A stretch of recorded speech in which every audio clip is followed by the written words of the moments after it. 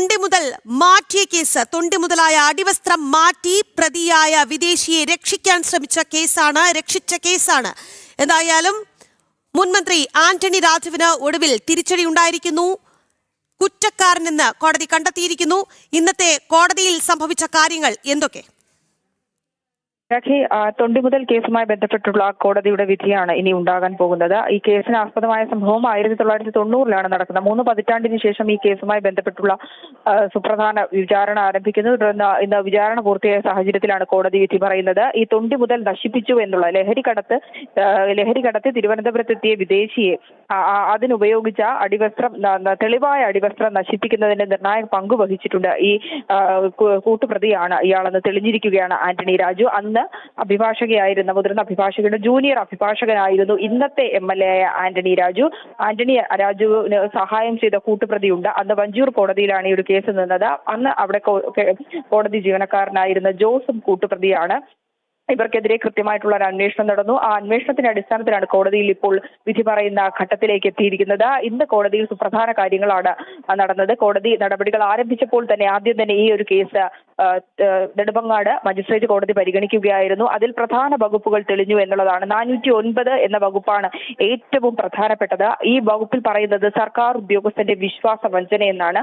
ആ വിശ്വാസവഞ്ചന പ്രകാരം 10 വർഷം മുതൽ 14 വർഷം വരെ ശിക്ഷ ലഭിക്കാവുന്ന കുറ്റമാണ് ആന്റണി രാജു ചെയ്തിരിക്കുന്നത്. ഒപ്പം തന്നെ IPC 34 വകുപ്പ് കൂടി ചുമത്തിയിട്ടുണ്ട്. അതായത് പൊതുവായിട്ടുള്ള കുറ്റകൃത്യം, ഒത്തുചേർന്നുള്ള കുറ്റകൃത്യം ചെയ്തു എന്നുള്ളതും കോടതി കണ്ടെത്തിയിട്ടുണ്ട്. ഗൂഢാലോചന, തെളിവ് നശിപ്പിക്കൽ, കള്ളത്തെളിവുണ്ടാക്കൽ, വ്യാജരേഖ ചമയ്ക്കൽ, ഇതൊക്കെ കോടതി കൃത്യമായിട്ട് ഈ വിചാരണ കാലയളവിൽ തന്നെ പ്രോസിക്യൂഷൻ അത് തെളിവ് സഹിതം വാദിച്ച് തെളിയിക്കുവാനും സാധിച്ചിട്ടുണ്ട്. ഈ കുറ്റകൃത്യങ്ങൾ ചെയ്തു എന്ന് കോടതിക്ക് ഇപ്പോൾ ബോധ്യപ്പെട്ടിരിക്കുകയാണ്. ഇടതുപക്ഷ നേതാവും മുൻ ഗതാഗത മന്ത്രിയും MLAയുമായ ആന്റണി രാജുവിന് കടുത്ത തിരിച്ചടിയാണ് ഉണ്ടാകാൻ പോകുന്നത് എന്നുള്ള കാര്യത്തിൽ സംശയമില്ല.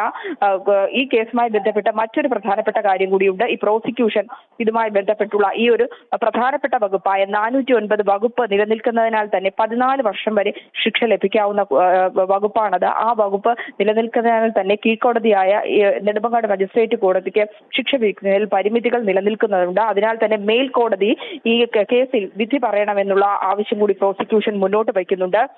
ഇതുമായി ബന്ധപ്പെട്ടുള്ള ഉപഹർജി പ്രോസിക്യൂഷൻ കോടതിയിൽ സമർപ്പിക്കുന്നു എന്നാണ്, അല്പസമയങ്ങൾക്കകം സമർപ്പിക്കുമെന്നാണ് നമുക്ക് മനസ്സിലാക്കാൻ സാധിക്കുന്നത്.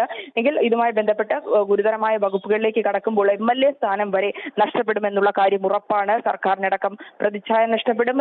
സർക്കാരിന്റെ തന്നെ MLA മുൻ ഗതാഗത മന്ത്രിക്ക് നേരെയുള്ള കുറ്റകൃത്യം തെളിഞ്ഞു എന്ന് പ്രഥമ ദൃഷ്ട്യാ കോടതിക്ക് ബോധ്യപ്പെട്ടു. ആ നടപടിക്രമങ്ങളിലേക്ക് കോടതി കടന്നിരിക്കുന്നു എന്നുള്ളതാണ്.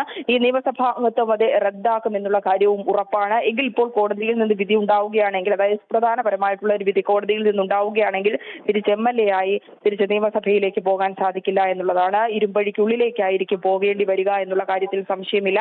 2 വർഷത്തിൽ കൂടുതൽ ശിക്ഷ ലഭിച്ചാൽ നിയമസഭ അംഗത്വം റദ്ദാക്കുമെന്നാണ് നിയമം. ഇത് ജനപ്രതിനിധി നിയമത്തിലെ 8(3) വകുപ്പ് പ്രകാരം ബാധകമാണ്. അതിനാൽ തന്നെ ഈ കേസുമായി ബന്ധപ്പെട്ട് ഇത്തരത്തിലുള്ള ഒരു വിധി വരികയാണെങ്കിൽ ആന്റണി രാജുവിനും സംസ്ഥാന സർക്കാരിനും ഇത് നിർണായകമാകുമെന്നുള്ള കാര്യവും ഉറപ്പാണ്. ഈ ശിക്ഷാവിധിയിൽ നമ്മൾ നോക്കുകയാണെങ്കിൽ ഹൈക്കോടതി ഇതുമായി ബന്ധപ്പെട്ട് തടഞ്ഞുകൊണ്ടുള്ള ഒരു ഉത്തരവിലേക്ക് കടക്കില്ല എന്നുള്ളൊരു കാര്യവും ഏറ്റവും പ്രധാനപ്പെട്ട കാര്യമാണ്. തെളിവ് നശിപ്പിച്ച കുറ്റം നിലനിൽക്കുന്നുണ്ട്, അതാണ് ഏറ്റവും പ്രധാനപ്പെട്ട കാര്യം. അതുപോലെ തന്നെ ഈ കേസിൽ വ്യാജരേഖ നശിപ്പിക്കൽ, ഇതുമായി ബന്ധപ്പെട്ടുള്ള ഗൂഢാലോചന. നമുക്ക് രേഷ്മ ബാബുവിലേക്ക് കൂടി പോകേണ്ടതുണ്ട്. രേഷ്മ, 409 വകുപ്പ്, ആ വകുപ്പിനെ കുറിച്ച് പറയുകയാണെങ്കിൽ ജീവപര്യന്തം വരെ ശിക്ഷ ലഭിക്കാവുന്ന വകുപ്പാണ്. ഈ കോടതിക്ക് ശിക്ഷ വിധിക്കാൻ അധികാരം ഇല്ല എന്നുള്ളതാണ്. അതായത് മേൽക്കോടതിയിലേക്ക് കാര്യങ്ങൾ പോകണമെന്ന് പ്രോസിക്യൂഷൻ തീരുമാനിക്കാനുള്ള കാരണം കൂടുതൽ ശിക്ഷ ഉറപ്പാക്കണം. ആ ഒരു രീതിയിൽ കാര്യങ്ങൾ എത്തുമ്പോൾ എങ്ങനെയാണ് അതിന്റെ ഒരു നിയമവശം രേഷ്മ?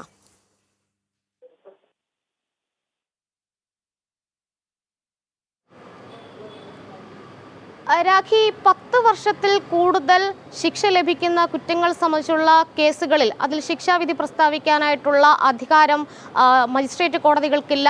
CJM കോടതികൾക്കാണ് അതുമായി ബന്ധപ്പെട്ടുള്ള ജൂറിസ്ഡിക്ഷൻ അല്ലെങ്കിൽ അധികാര പരിധി ഉള്ളത്. അതുകൊണ്ട് തന്നെയാണ് നെടുമങ്ങാട് മജിസ്ട്രേറ്റ് കോടതിക്ക് ഈ ശിക്ഷാവിധി പ്രസ്താവിക്കാനായിട്ട് ചില പരിമിതികൾ നിലനിൽക്കുന്നത്. അതുകൊണ്ട് പ്രോസിക്യൂഷൻ നിലവിൽ ഒരു ഉപഹർജി സമർപ്പിച്ചിട്ടുണ്ട്. CJM കോടതിയിലേക്ക് ഈ ശിക്ഷാവിധി പ്രസ്താവിക്കുന്നതുമായി ബന്ധപ്പെട്ടുള്ള നടപടിക്രമങ്ങൾ മാറ്റണമെന്നുള്ളതാണ് പ്രധാനപ്പെട്ട ആവശ്യം. അതിന് നടപടികൾ ഇനി തുടരേണ്ടതുണ്ട്. മറ്റൊന്ന്, നേരത്തെ രാഖി സൂചിപ്പിച്ചതുപോലെ തന്നെ ഏറ്റവും പ്രധാനപ്പെട്ട കാര്യം, ഇതിലൊരു MLA ആണ് കുറ്റക്കാരനെന്ന് കണ്ടെത്തിയിട്ടുള്ളത്. തിരുവനന്തപുരത്തെ MLA ആയിട്ടുള്ള മുൻ മന്ത്രി കൂടിയായിട്ടുള്ള ആന്റണി രാജുവിനെ സംബന്ധിച്ച് ഈ കേസിൽ നേരത്തെ തന്നെ ഈ കേസിന്റെ FIR അടക്കം തള്ളണമെന്നാവശ്യപ്പെട്ടുകൊണ്ട് സുപ്രീം കോടതി വരെ പോയ ഒരു വ്യക്തിയാണ് ആന്റണി രാജു. പക്ഷെ അവിടെ നിന്നൊക്കെ തന്നെ വലിയ കനത്ത തിരിച്ചടി നേരിട്ടു. ഒടുവിൽ വിചാരണ തന്നെ പൂർത്തീകരിച്ച് ശിക്ഷ പ്രസ്താവിക്കുന്ന ഒരു ഘട്ടത്തിലേക്ക് വരെ കാര്യങ്ങൾ എത്തിച്ചേർന്നു.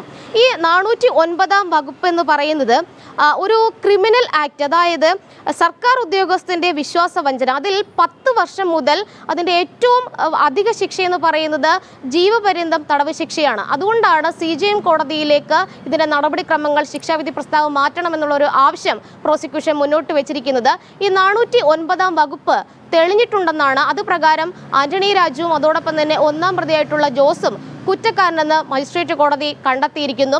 അതുകൊണ്ട് ഈ 409 വകുപ്പ് പ്രകാരം 10 വർഷം മുതൽ അതോടൊപ്പം തന്നെ ഏറ്റവും അധികം ശിക്ഷ, ഏറ്റവും പരമാവധി ശിക്ഷ എന്ന് പറയുന്നത് ജീവപര്യന്തം തടവ് ശിക്ഷയാണ്.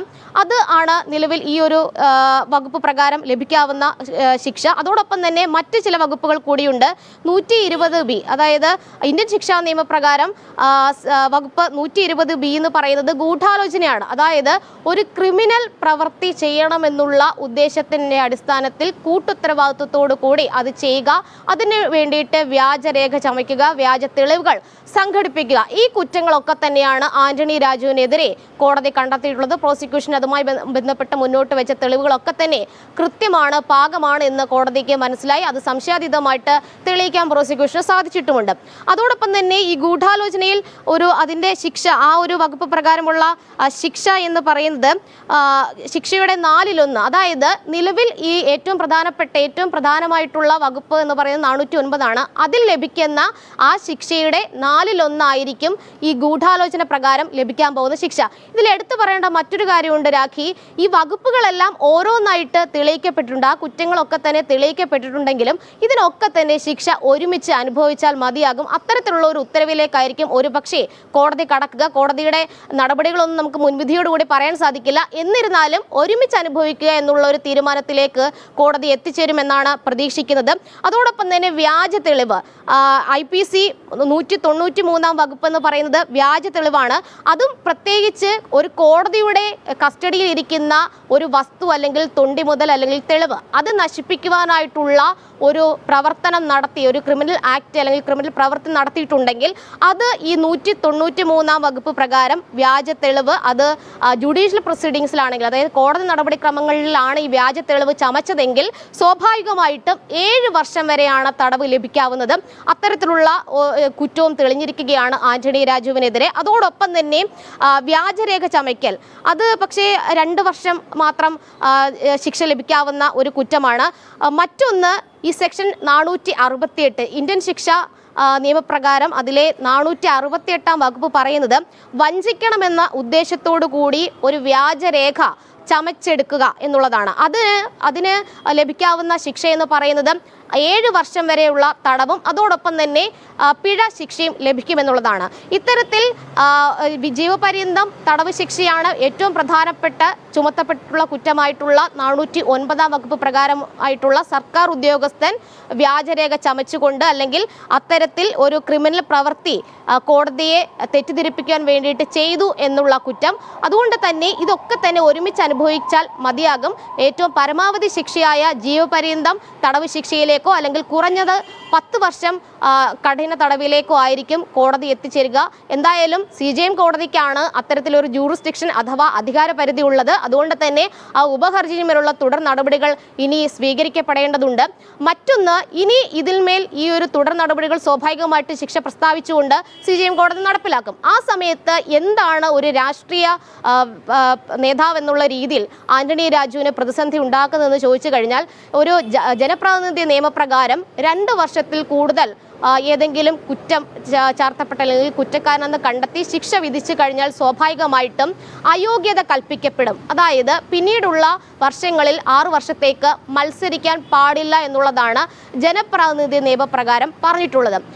ഇതിൽ ഇപ്പം വരാൻ പോകുന്ന നിയമസഭാ തെരഞ്ഞെടുപ്പ് വരാൻ പോവുകയാണ്. അതുകൊണ്ട് തന്നെ വലിയൊരു പ്രതിസന്ധിയാണ് ആന്റണി രാജുവിന് ഉണ്ടാകുക. മറ്റൊന്ന്, അപ്പീൽ സമർപ്പിക്കാനായിട്ടുള്ള ഒരു അവകാശവും സാവകാശവും ആന്റണി രാജുവിന് ലഭിക്കുമെന്നുള്ളതാണ്. കാരണം ഇതിൽ കീഴ്ക്കോടതി ശിക്ഷാവിധി പ്രസ്താവിച്ചു കഴിഞ്ഞാൽ ഉടൻ തന്നെ ഹൈക്കോടതിയെ സമീപിച്ചുകൊണ്ട് ഈ ശിക്ഷാവിധി മരവിപ്പിക്കുക എന്നുള്ള ഒരു ആവശ്യം മുൻനിർത്തിക്കൊണ്ട് അപ്പീൽ സ്വാഭാവികമായിട്ടും പ്രതികൾ സമർപ്പിക്കും, ആന്റണി രാജുവും സമർപ്പിക്കും.